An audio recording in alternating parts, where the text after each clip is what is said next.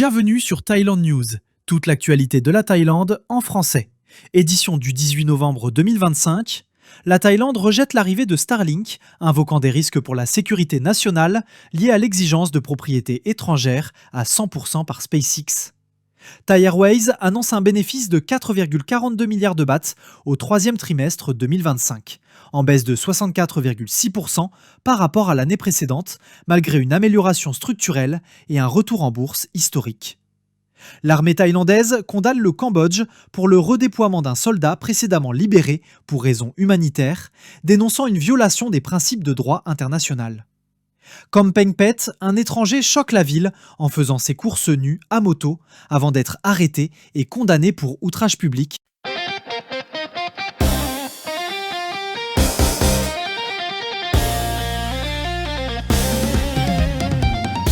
La Thaïlande vient de refuser l'arrivée de Starlink. Motif officiel, la propriété étrangère totale exigée par SpaceX représenterait un risque pour la sécurité nationale. Le ministère de l'économie et de la société numérique a rejeté la proposition de fournir des services Internet par satellite en orbite basse via une entreprise détenue à 100% par des intérêts étrangers. Le ministre Chaichanock Chitchop déclare « Si l'entreprise exige une propriété totale, il n'y aura aucune possibilité de coopération. Les télécommunications sont directement liées à la sécurité numérique du pays. » Le ministre a rencontré récemment Oliver Edelman, responsable des affaires gouvernementales chez SpaceX, afin de discuter d'une éventuelle collaboration compatible avec la politique spatiale nationale. SpaceX, appartenant à l'empire commercial d'Elon Musk, affirme s'appuyer sur une directive américaine stipulant que tout investissement en Thaïlande doit passer par une entité entièrement étrangère. L'entreprise prévient qu'elle n'investira pas si cette condition n'est pas respectée. Chaichanock indique ne pas avoir encore confirmé cette directive et a demandé des éclaircissements au cabinet du Premier ministre. SpaceX affirme que Starlink veut développer l'accès Internet dans les zones reculées et non concurrencer les opérateurs locaux. Mais selon le ministre, même un service satellite performant pourrait bouleverser l'écosystème numérique thaïlandais et impacter le marché existant. Le droit thaïlandais interdit la propriété étrangère totale dans les télécommunications. Et la Commission nationale de la radiodiffusion et des télécommunications ne modifiera pas la loi pour Starlink. À titre de comparaison, en mars, le Vietnam a autorisé Starlink pour une période pilote de 5 ans avec un maximum de 600 000 abonnés sans limitation de propriété étrangère. Thai Airways annonce un bénéfice de 4,42 milliards de bahts au troisième trimestre 2025. Une chute de 64,6% par rapport à l'année précédente, où la compagnie avait enregistré des revenus exceptionnels de 10,12 milliards de bahts. Sans ces éléments exceptionnels, le chiffre d'affaires total de Thai Airways et de ses filiales atteint 44,40 milliards de bahts. Une baisse de 3,1% due à la diminution des revenus passagers et cargo dans un contexte de concurrence intense sur les prix et d'un baht plus fort. Pour les 9 premiers mois de 2025, le bénéfice net cumulatif grimpe à 26,39 milliards de bahts, en hausse de 73,4%. L'EBITDA augmente de 13% pour atteindre 43,30 milliards grâce à une amélioration des revenus et une optimisation continue des coûts. Le rendement des actifs s'améliore, passant de 6,06% à 8,91%. La baisse du chiffre d'affaires trimestriel s'explique par une diminution de 3,8% du revenu passager et de 5,9% du revenu cargo.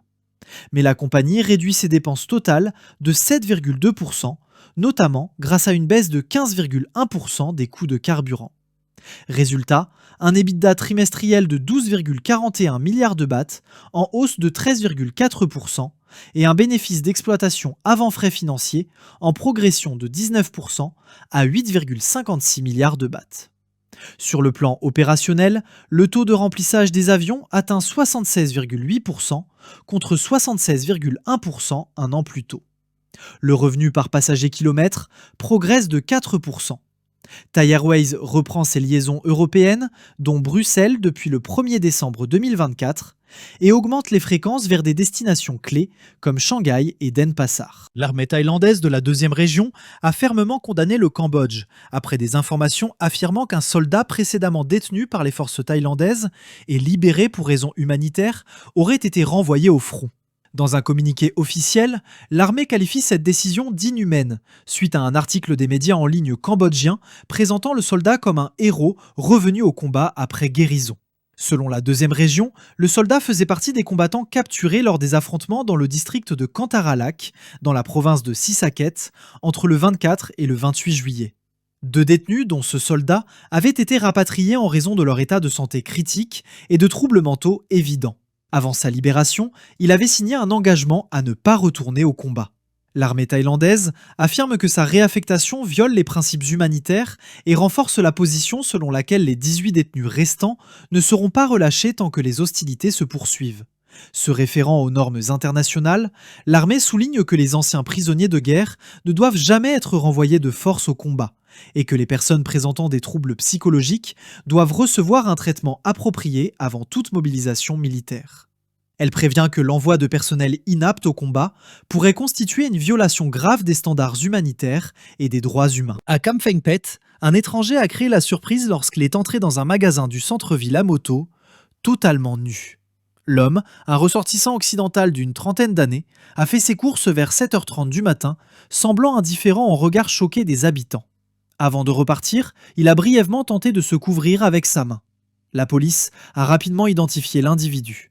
Les agents et les services de l'immigration l'ont retrouvé à son domicile, dans le quartier de Ban Suan Som, où il était assis calmement, cette fois seulement vêtu d'un short. Sa femme thaïlandaise tentait de le rassurer. Avec l'aide d'un interprète, les policiers ont appris que l'homme était fortement intoxiqué et sous pression en raison de problèmes personnels. Après avoir reconnu les faits, il s'est apaisé et a été conduit au poste de police de Klong Blan, où il a été condamné à une amende pour outrage public à la pudeur.